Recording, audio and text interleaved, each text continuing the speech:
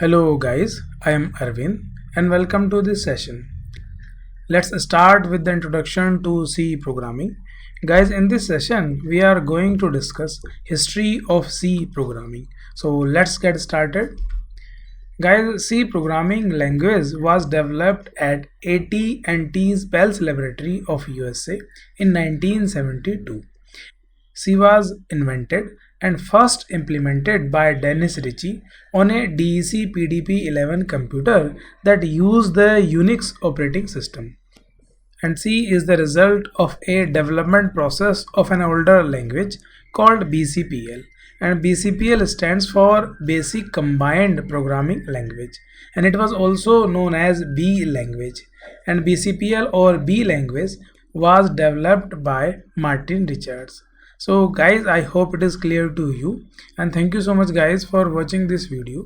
Just in case you liked it, do not forget to like and subscribe. I will see you then in the next video.